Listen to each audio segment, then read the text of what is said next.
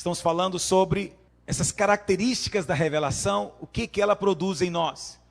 Nós falamos na última reunião que a revelação produz vida, é a primeira coisa. Revelação gera vida em você. Você se torna alguém vivo em Deus. Uma ilustração de vida na Bíblia é o vinho. O primeiro milagre que Jesus fez foi transformar água em vinho.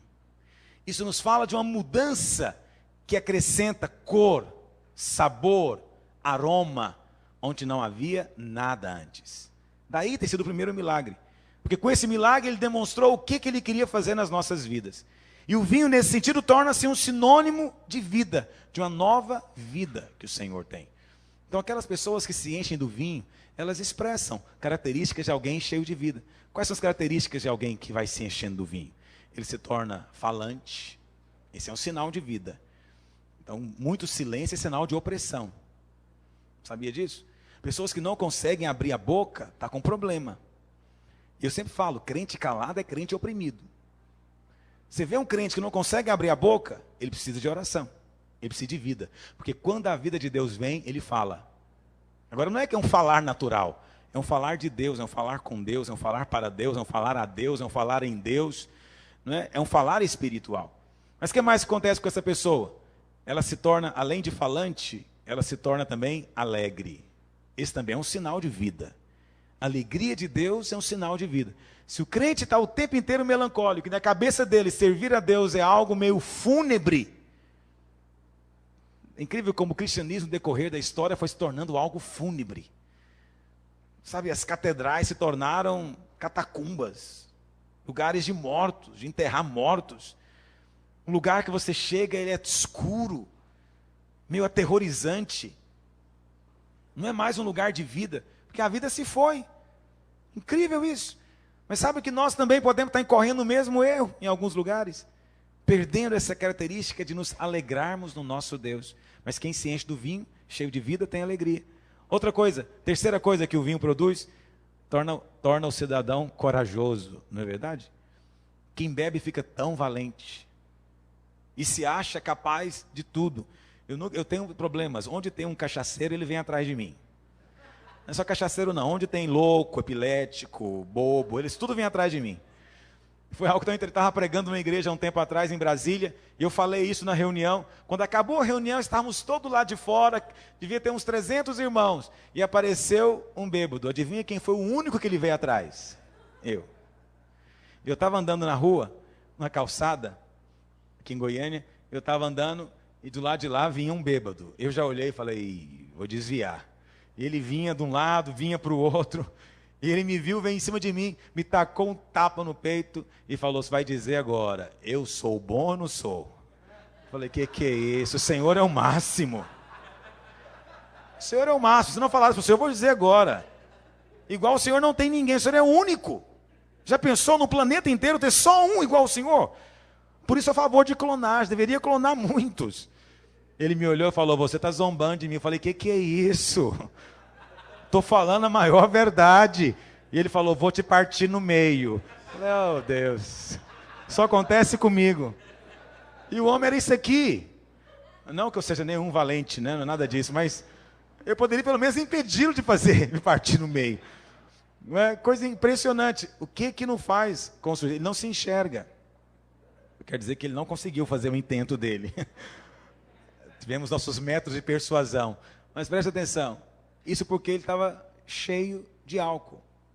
Isso é uma expressão. Claro que no caso dele é abobado, é ridículo, é estranho. Mas no caso daquele que está cheio do Espírito, é real. Quando você tem entendimento de uma verdade espiritual, você se torna ousado sobre aquilo. Ousado, você sabe que é verdade. Agora você sabe porque sabe que é verdade. Então você se torna ousado, você resolve pisar nas águas, você vai adiante. Isso tudo são expressões de vida. Revelação sempre gera vida. Segunda coisa que nós falamos, que revelação também sempre gera fé. Porque a fé vem pelo ouvir a palavra. Mas não a letra. Porque 2 Coríntios 3,6 diz que a letra mata. Mas a revelação do Espírito, além de gerar vida, gera fé. Você passa a ter ousadia e fé para crer, para entrar em novas áreas, em sair da sua zona de segurança, em alcançar coisas para Deus, porque você agora sabe, há uma luz que foi colocada no seu coração. Terceira coisa, que revelação gera mudança. Nós paramos aqui na última reunião e eu queria concluir esse ponto com você. Nós falamos a respeito da transformação de Pedro. Antes era Simão, tornou-se Pedro. Na Bíblia, mudança de nome é mudança de posição, de vida, é mudança de caráter. Na Bíblia, quando muda o nome de alguém, ele é uma outra pessoa quase. É algo muito sério, mudança de nome. A Bíblia fala que Jacó foi mudado para Israel. Abrão foi mudado para Abraão. E Simão foi mudado para Pedro. Mudar de nome é coisa séria. Mudar de nome nos fala de mudança de vida, transformação. E o que propiciou, o que causou isso? A Bíblia fala que Jesus chegou para os seus discípulos e falou: escuta, quem diz o povo ser o Filho do Homem? Eles disseram, uns dizem que o Senhor é João Batista, outros dizem que o Senhor é Elias, ou algum dos profetas. E o Senhor falou, mas e vocês, quem dizem que eu sou? Pedro pulou na frente e falou, eu sei quem tu és o Cristo, Filho do Deus vivo. E o Senhor disse para ele, bem-aventurado és Simão Barjonas. Está no verso 17 de Mateus 16. Bem-aventurado és Simão Barjonas, porque não foi carne e sangue quem te revelou, mas meu Pai que está nos céus. Por causa dessa revelação, Pedro foi transformado. Jesus disse para ele, também eu te digo que agora tu és Pedro. Depois de você ter tido essa luz, você não pode ser mais o mesmo. Nenhum homem é o mesmo mais depois de entender que Jesus, aquele histórico, é de fato o Filho de Deus. Uma vez que ele entende que é o Filho de Deus, nunca mais ele pode ser o mesmo. Não tem jeito. É uma outra pessoa. Então, você era Simão, você vai ser Pedro agora. E olha, sobre esta pedra eu vou edificar a igreja. Qual pedra que é essa? A revelação de que ele é o Cristo. A revelação. Não há edificação onde não há revelação, irmãos. Não há edificação genuína através de alguém que não teve luz do céu.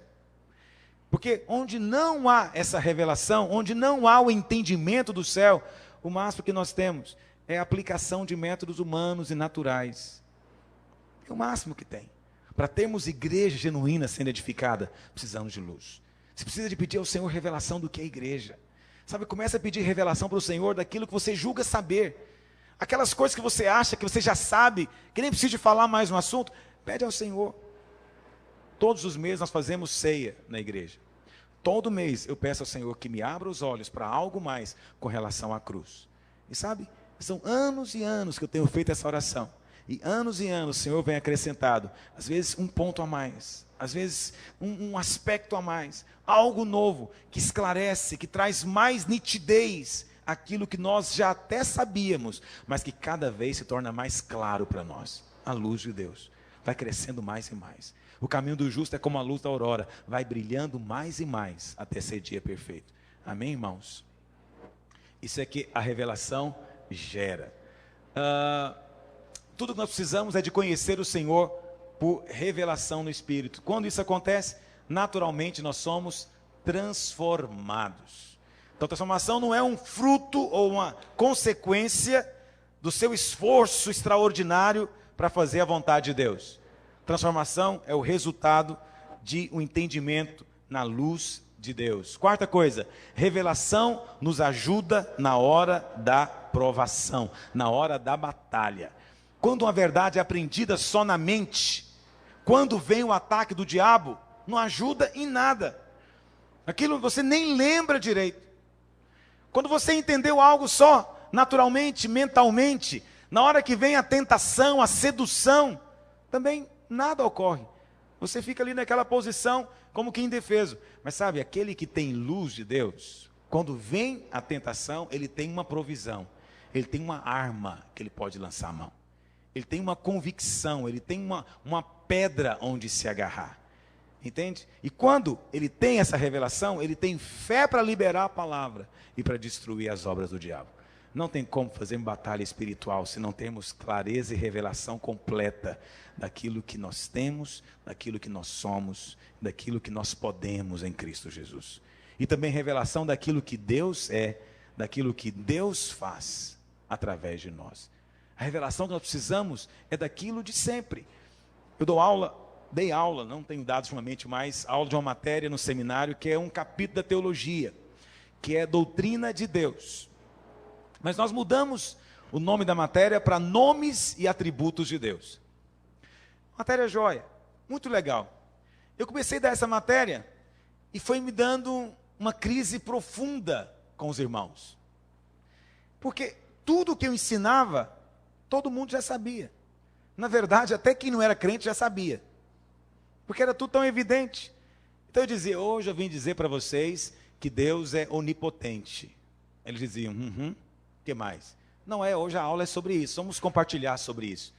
Sim, Deus é onipotente, Deus pode tudo. Joia, mas e aí? Bom, e aí é isso, irmãos, Deus pode tudo. E aí a aula ficava, eu falei, não, Senhor, tem que ter algo mais. Peraí, por que nós temos que estudar isso? Não, vamos tirar isso aqui. Porque até o diabo sabe que Deus pode, o ímpio sabe que Deus pode, estou estudando isso aqui no seminário que Deus pode, mas e aí? E o Senhor falou no meu coração, o que está faltando é você levá-los a ter revelação dessas coisas. E eu separei um dia, e eu fiz uma série de confissões, peguei versículos da Bíblia, que falavam das características de Deus. Eu falei de Deus, soberania de Deus, poder de Deus, onisciência, onipresença, todos os atributos de Deus, e eu levei para a aula. Eu falei, hoje nós não vamos estudar nada disso. Hoje nós vamos só pedir para Deus, nós queremos ver tudo isso que nós já sabemos como uma luz nova. É uma coisa impressionante aconteceu com aquela turma que eu dei aula. Houve uma explosão de fé num nível que eu nunca tinha experimentado antes. Porque Deus quer se revelar a nós. Nós não podemos conhecer a Deus de outra maneira. Você saber com a mente que Deus pode, não ajuda em nada na hora que o pau quebra.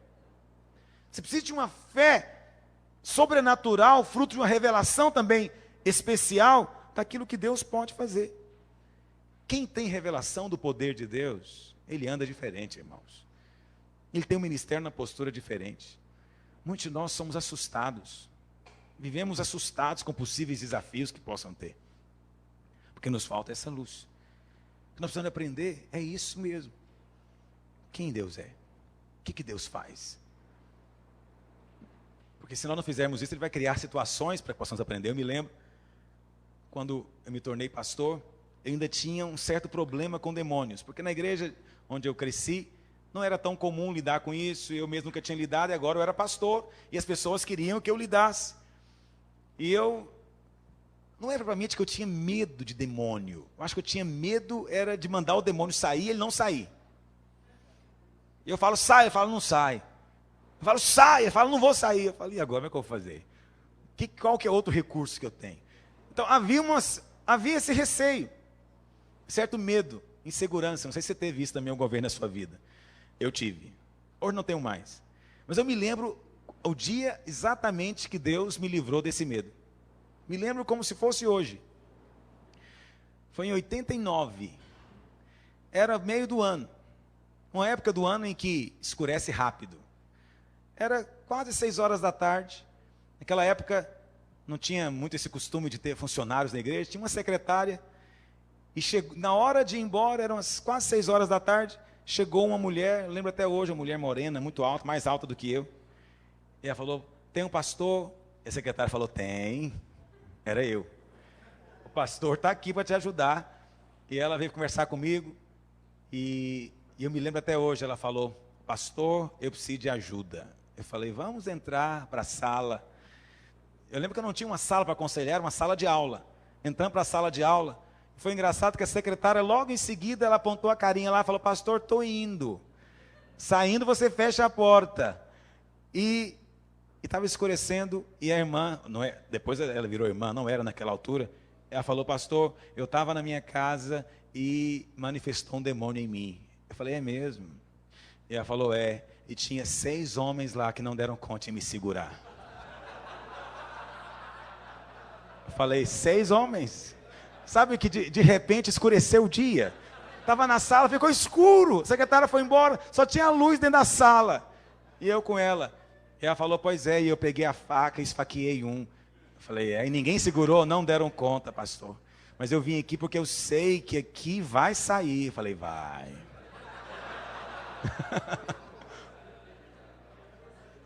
Eu falei para ela, olha filha, hoje nós vamos descobrir quem que é maior.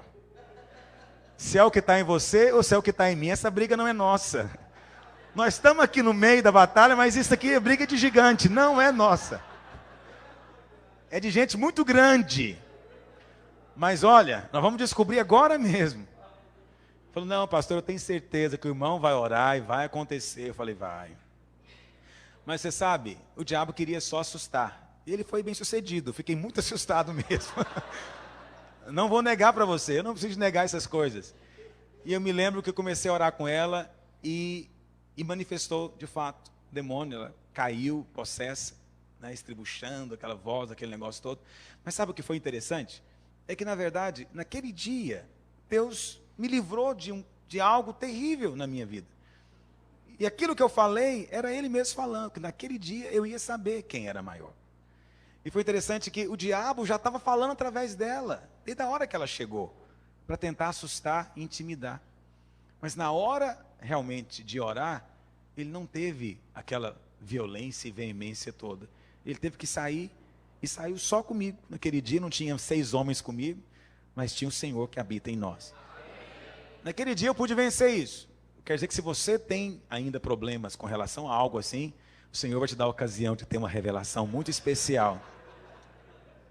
Sim, é precioso isso, quando Deus te dá essa condição. Vários irmãos que eu já aconselhei na igreja, eu falei para ele, essa semana mesmo o Senhor vai te dar isso. Teve uma irmã, líder de célula, me procurou um tempo atrás, falando, pastor, ela tinha um problema, tinha medo de demônio e tal. E eu falei, não, você pode ficar tranquila que essa semana o Senhor vai te livrar disso. A única maneira de você se livrar disso é você tendo um confronto direto com Ele. Na hora que você confronta, você vai ter a chance de ver onde é que está a realidade. Ela contando na quarta-feira, ela tinha esquecido já do aconselhamento. Ela chegou na célula, na hora que ela começou o louvor, ela conta que alguém começou a rodopiar. E ela falou, ei pastor, ela lembrou foi de mim. Falou, ele me paga. Eu falei, eu não mandei, imagina se eu mando em demônio, eu nem quero saber disso. Mas Deus tem interesse de treinar os seus filhos. Quando há revelação, as coisas mudam.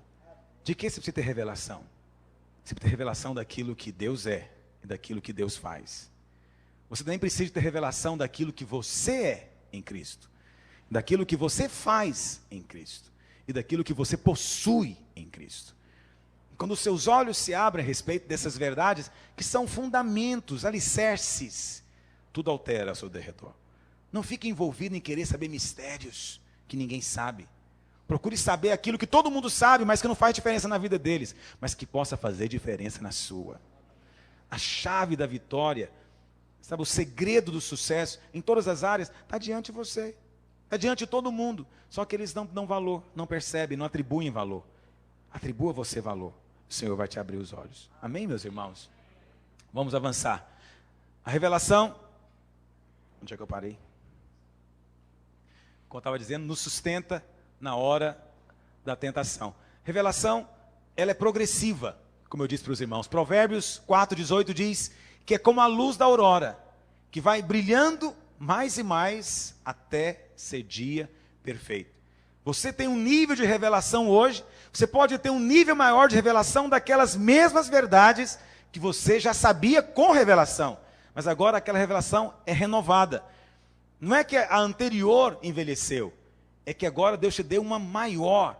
Sabe, todas as vezes que vem uma luz maior, a outra parece que perde o brilho diante dela. Essa é a maneira como o Senhor faz. A revelação, além da revelação ter essas características, eu queria compartilhar com você ainda alguns princípios chaves para você obter revelação. Como eu falei para os irmãos, a questão principal, mencionei isso rapidamente, agora eu quero aprofundar mais nessa questão. A questão principal para você ter revelação é você tratar com o seu coração.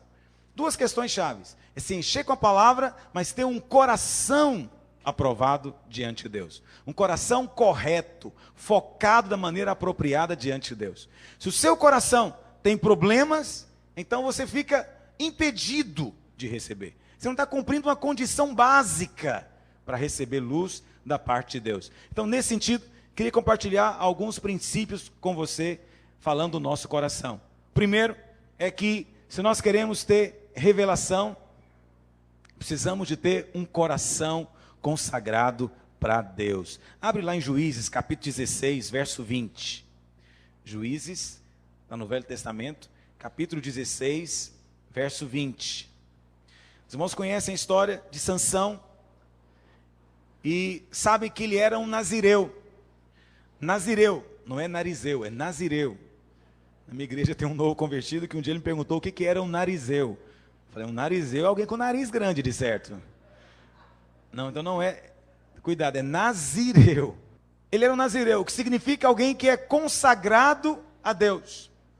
E o sinal da sua consagração era o seu cabelo. E diz a Bíblia, esse era o segredo da sua força, porque o segredo da força do crente é a sua consagração. E o inimigo descobriu isso, a Bíblia fala, que atacou. O cabelo de Sansão fora cortado e ele agora perdeu a sua força. Quando o seu cabelo foi cortado, significa que a sua consagração também foi cortada. E qual foi o resultado? Diz assim a Bíblia, e disse ela, Dalila, os filisteus vêm sobre ti, Sansão. Tendo ele despertado do seu sono, disse consigo mesmo, sairei ainda esta vez como dantes e me livrarei, porque ele não sabia ainda que já o Senhor se tinha retirado dele. Então os filisteus pegaram nele e lhe vazaram os olhos, e o fizeram descer a Gaza, amarraram-no com 2 cadeias de bronze, e virava um moinho no cárcere. Olha o resultado ou a consequência de alguém que perde a sua consagração ao Senhor. Consagração é algo inteiramente do coração. É o seu coração consagrado a Deus.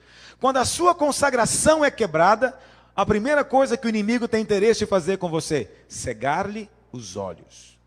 Já viram? Pessoas que acalentam pecado na sua vida, um pecado oculto, aquele pecado que ele faz questão de fazer vista grossa, de não tratar com ele diretamente. Qual que é o resultado dessa pessoa? Ela vai desenvolvendo indiferença, insensibilidade. Ela antes ia para o culto e ela sentia o toque de Deus, agora ela vai, ela não sente nada. E ela fica pensando, puxa, acho que o pastor perdeu a unção, a igreja perdeu a unção, já não sinto mais do que eu sentia antes. Mas depois ela não percebe que é nela que está o problema. Sua consagração foi cortada, então os seus olhos também se tornaram cegos. E ela agora não consegue enxergar o que antes ela enxergava. Ela perdeu a sua percepção espiritual. Não há revelação para quem não é consagrado. Deus não revela as suas coisas para quem tem um coração errado. Está me ouvindo? Não teria sentido Deus revelar as suas realidades, a sua intimidade, aquilo que é tesouro para alguém que não atribui valor. Se o seu coração não é consagrado, querido, você não vai atribuir valor àquilo que é tesouro. E sabe, o Senhor pratica aquilo que Ele mesmo fala. Ele nos mandou não atirar pérolas a porcos. Ele também não dá pérolas a porcos. Ele também não revela as suas coisas para quem não tem um coração disposto a aprender. Jesus disse que aquele que quiser saber a respeito da verdade, ele vai ter revelação. Quem quiser saber a respeito da verdade, vai ter revelação. Ou seja, quem tiver um coração honesto e sincero, vai receber de Deus. Eu desconheço alguém que sinceramente tenha buscado a Deus, que não tenha recebido resposta. Presta atenção, não estou dizendo que sinceridade só é suficiente. Estou dizendo que sinceridade é um fator importante. Um coração sincero, Deus não despreza. Deus vai falar. O Senhor vai dizer. E às vezes, nos lugares mais improváveis. Tem um irmão nosso, que ele contou uma experiência que ele teve com Deus, que é uma das coisas mais impressionantes que eu já ouvi. Ele estava buscando a Deus, sinceramente, buscando, aquela pessoa que busca, intensa com Deus, mas ele não sabia nada de Deus. Mas sinceramente ele perguntava, Deus, eu quero conhecer, me mostra. E alguém levou ele para conversar com um médium, que incorporava uma entidade lá. Ele falou e foi, se é de Deus, ele vai falar algo de Deus para mim. E sabe o que a entidade falou para ele? A própria entidade, ele contando. Que ele chegou lá para consultar, a entidade falou para ele, você não é daqui. O que você está fazendo aqui? Seu lugar não é aqui. Seu lugar é outro. E sabe que a própria entidade falou para ele, eu não queria falar, mas estão me mandando dizer, eu tenho que falar. Você deve ir para tal lugar. E mandou ele buscar Deus numa igreja, a própria entidade. Vê como Deus faz? Nunca vi um negócio desse. Fiquei totalmente surpreso quando eu vi ele contando isso. Por que aconteceu isso? Porque alguém estava honestamente buscando a Deus. Às vezes falta mais honestidade na vida de algumas pessoas. Com Deus, de sinceramente desejar algo. E de se consagrar para isso. Sabe, não tenha vida dupla. Para que vida dupla? É horrível aquela pessoa que tem uma vida aqui na frente e outra escondida atrás.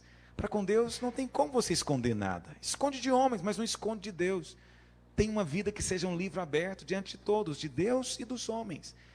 Gasta menos energia, você vai viver com mais tranquilidade e vai agradar a Deus.